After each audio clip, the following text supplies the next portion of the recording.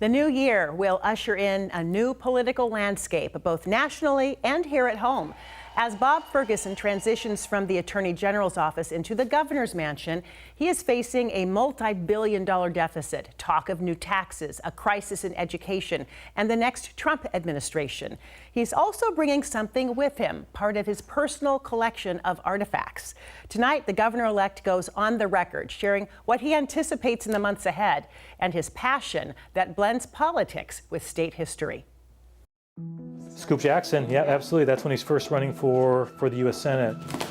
This guy, Samuel Cosgrove, he's like the holy grail to find his autograph. Yeah, so this is just one of many books of political buttons. So it's a couple Washington candidates and Teddy Roosevelt. So yeah, so these ribbons there's Governor Meade was a governor in Washington State. John Wilson was a senator. It's amazing how much I could find, and I learned a ton about the office through just acquiring these different items. Tell us about this. It's 1889, which is the year we became a state. So moved from being a territory to a state. And Elijah Ferry, he'd been a territorial governor, but now he was also elected as our first governor as a state. What's especially great about it is it's actually signed by Elijah Ferry. I like reading history books, of course, but this is, for me, in some ways, a more interesting way to learn about history. What will you add to the collection, I wonder? We'll have to see. We'll have to see, yeah.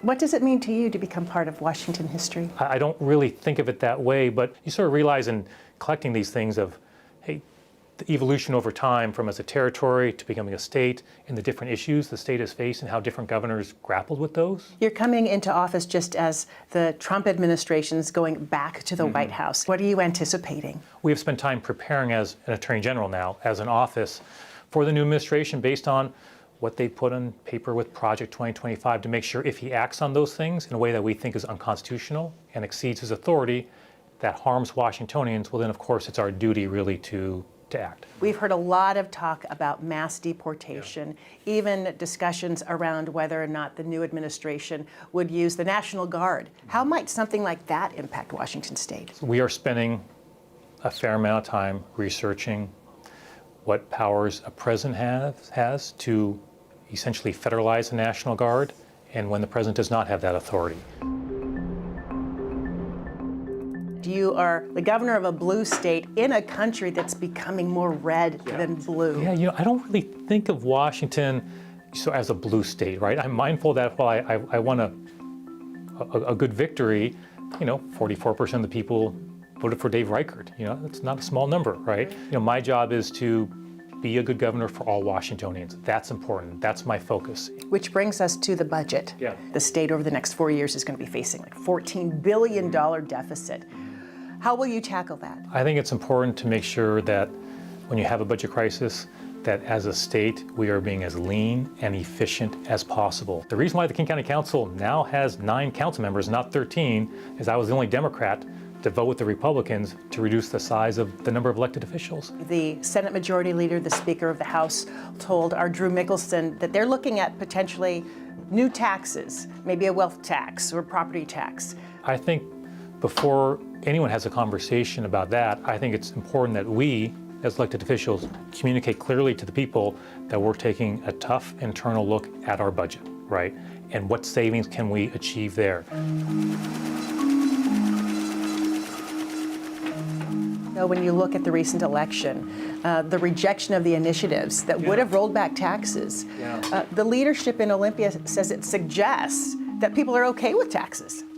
Do you agree with that? I think what it shows is that if elected officials are thoughtful about what revenue they're proposing, and if it's not adversely impacting hardworking, middle-class Washingtonians, then the overwhelming majority of Washingtonians are open to that. The current funding model for public education has been described as inequitable and completely outdated. Will that be something that you address, even look at reforming? I'm concerned about many things related to education, including the fact that the percentage of our budget that goes to K through 12 education has, as you know, gone down in recent years. That's the wrong direction, right? The number of special needs kids we have in our system has gone up. The mental health issues we have in classrooms all across the state, those needs have gone up.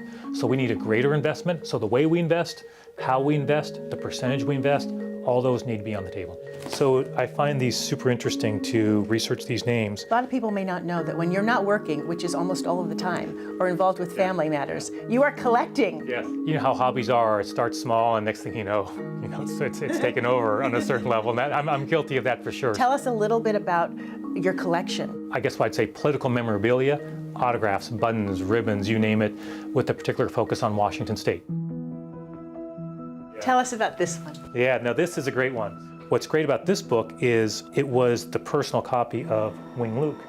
Wing Luke, of course, we have the Wing Luke Museum. Wing Luke was the first Asian American elected to any political office in the Northwest.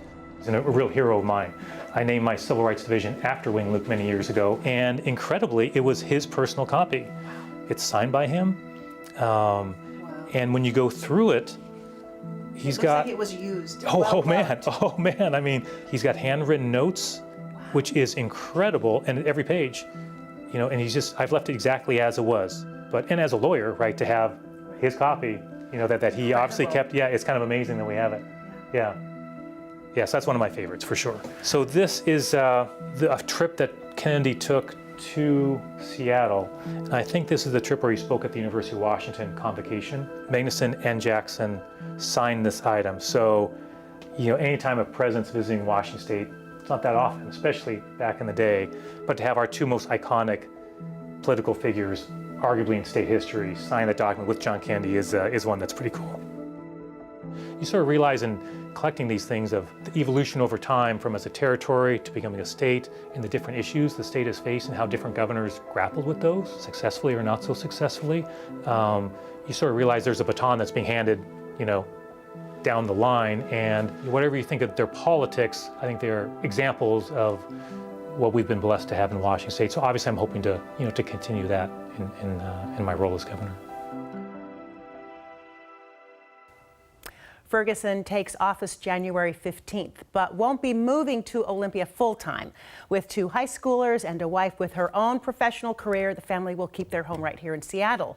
We do know he's planning to share much of his collection with you, though. He's telling us that he's going to be setting up an exhibit in the governor's mansion for visitors wanting to learn more about Washington's political history. You can see this full story again, as well as our year-end On the Record special featuring some of our interviews from 2024.